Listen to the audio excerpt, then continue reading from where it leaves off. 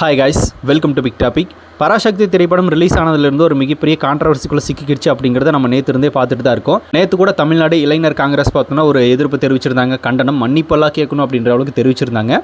ஆனால் அவங்களையெல்லாம் எதுவுமே பேசாத இந்த பராசக்தி டீம் தேவையில்லாமல் பார்த்தோன்னா தாவேகா தொண்டர்கள், அதாவது விஜய் ரசிகர்களை பார்த்தோன்னா ஏதோ ஒரு குறை சொல்லிகிட்டே இருக்காங்க. இதுக்கு முன்னாடி நேற்று பார்த்தோன்னா அதுக்கு முந்தின நாள் நைட்டு வந்து இந்த படத்தினுடைய தயாரிப்பாளர் ஒருத்தர் வந்து ஒரு விஷயத்தை பேசியிருந்தார். விஜய் ரசிகர்கள் வேணும்னே எங்கள் படத்துக்கு பார்த்தோன்னா அதிகமான நைட்டு செட் பண்ணுறாங்க அப்படின்னு.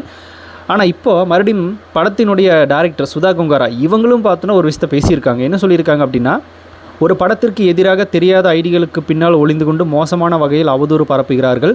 நாம் இதை எதிர்கொள்ள வேண்டி இருக்கிறது. அது எங்கிருந்து வருகிறது என்பது உங்களுக்கு தெரியும். இது படம் வெளியிடாத நடிகரின் ரசிகர்களிடமிருந்து வருகிறது. இந்த ரவுடித்தனம் மற்றும் குண்டர்தனத்திற்கு எதிராக நாம் போராடுகிறோம் அப்படின்னு ஒரு விஷயத்தை பார்த்தோன்னா எந்த அளவுக்கு வந்து பேசக்கூடாதோ அந்த அளவுக்கு பேசியிருக்கிறாங்க. அதாவது யார் அப்படின்னா ரவுடித்தனம் குண்டர்கள் அப்படின்னு பேசியிருக்காங்க. அதாவது இவங்க நிஜமாலுமே பார்த்தோன்னா ரவுடித்தனம் குண்டர்கள் அப்படின்னு பேசுனாங்க அப்படின்னா திமுக ஆட்சிகளில் எந்த அளவுக்கு பார்த்தோன்னா மிகப்பெரிய ரவுடித்தனம் நடந்துட்டுருக்கு. அங்கங்கே திமுக அமைச்சர்கள் எம்எல்ஏக்களெல்லாம் வந்து மக்களை எந்த அளவுக்கு கேவலமாக பேசுகிறாங்க, திமுகக்குள்ளேயே பார்த்தோன்னா எந்த அளவுக்கு ரவுடித்தனம் பண்ணுறாங்க அப்படிங்கிறதால நம்ம பார்க்குறோம்ல. மேடைகளில் பேசுகிற ரவுடித்தனமான பேச்சு அதையெல்லாம் கண்டிச்செல்லாம் பார்த்தோன்னா இவங்க ட்வீட் போட மாட்டாங்க, இதை பற்றி பேச மாட்டாங்க. இவங்களோட படத்தை பற்றி பார்த்தோன்னா விஜய் ரசிகர்கள் ஒரு நைட்டிவான விஷயத்தை செட் பண்ணிட்டாங்களாமா, அதுக்காக பார்த்தோன்னா அவங்கள ரவுடிகள்ன்றாங்க, குண்டர்கள் அப்படின்றாங்க.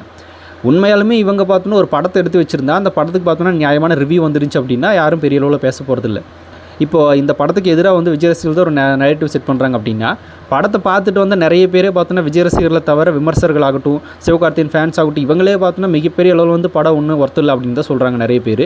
அப்படி இருக்கிறப்ப அவங்களையும் குறை சொல்ல வேண்டியதானே.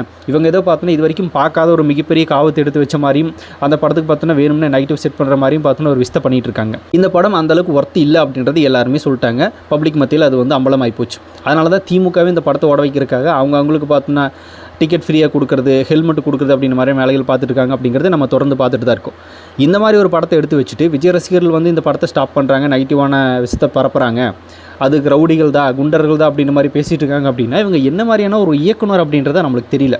ஃபஸ்ட்டு இவங்க பார்த்தோன்னா ஹிந்தி திணிப்புக்கு எதிராக படம் எடுக்கிறேன்னு சொல்லிட்டு அது வேறு எதை எடுத்து வச்சுட்டு பார்த்தோன்னா திமுகக்காக அரசியல் பண்ணிட்டு இருக்கிற மாதிரி ஒரு படத்தை எடுத்து வச்சுருக்காங்க அப்படின்னு காங்கிரஸ் கமிட்டியே பார்த்தோன்னா ஒரு அறிவிப்பு பண்ணிட்டு இருந்தாங்க, தமிழ்நாடு இளைஞர் காங்கிரஸ். அதுக்கு முடிஞ்சால் பதில் சொல்லுங்கள். அதுங்க அவங்கள கேள்வி கேளுங்க. வேணும்னே எங்கள் படத்துக்கே இந்த மாதிரி சொல்கிறீங்க, நாங்கள் எதுக்கு மன்னிப்பு கேட்கணும், நாங்கள் அப்படி கேட்க மாட்டோம், நாங்கள் கரெக்டாக தான் எடுத்திருக்கோம், வரலாற்றை திரிக்கலை, சரியாக எடுத்திருக்கோம் அப்படின்னு அவங்களுக்கு எதிராக வந்து ஒரு விமர்சனத்தை சொல்லலாமே, ஒரு கருத்தை வெளியிடலாமே. அதெல்லாம் பண்ண மாட்டாங்க.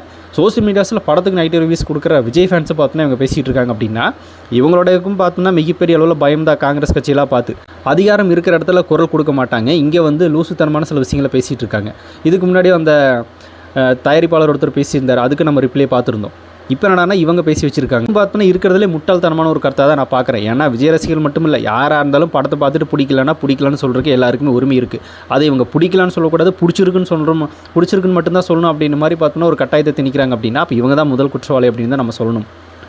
விஜய் ஃபேன்ஸ் சொல்கிறதையும் தாண்டி பார்த்தோன்னா மக்கள் வந்து நிறைய பேர் படத்தை பார்த்துட்டு தான் இருக்காங்க. அவங்களோட ஒப்பீனியனே வந்து படம் அந்தளவுக்கு ஒர்த்து இல்லை அப்படின்னு சொல்லிட்டாங்க. பேர் இந்த படத்தில் வந்து வேணும்னே சில விஷயங்களை திணிச்சு எடுத்திருக்காங்க, இது கற்பனை கதை அப்படின்றாங்க. இது காங்கிரஸ் எல்லாம் பார்த்தோன்னா கேள்வி கேட்டுச்சு, அதுக்கெல்லாம் இவங்க பதில் சொல்லவே மாட்டாங்க, சொல்லவும் தெரியாது. சில காட்சிகளை நீக்க சொல்லியிருக்காங்க, அதையும் நீக்குவாங்களான்றது தெரியல. அங்கெல்லாம் குரல் கொடுக்காம சம்மந்தமே இல்லாமல் சோசியல் மீடியாஸில் பேசிட்டு இருக்கிற நிறைய குரல் கொடுக்குறாங்க அப்படின்னா இவங்க எடுத்து வச்ச படத்தினுடைய லட்சணம் அப்படின்னு மக்கள் பார்த்தோன்னா கிழிச்சிட்டு இருக்காங்க. இதெல்லாம் தெரியாத பேஸ் நாலேஜ் கூட தெரியாது இவங்கெல்லாம் பார்த்தோன்னா இப்படி டேரக்ட் ஆனாங்க அப்படிங்கிறது நம்மளுக்கு தெரியல. இப்படி தான் நம்ம கேட்க வேண்டியதாக இருக்குது.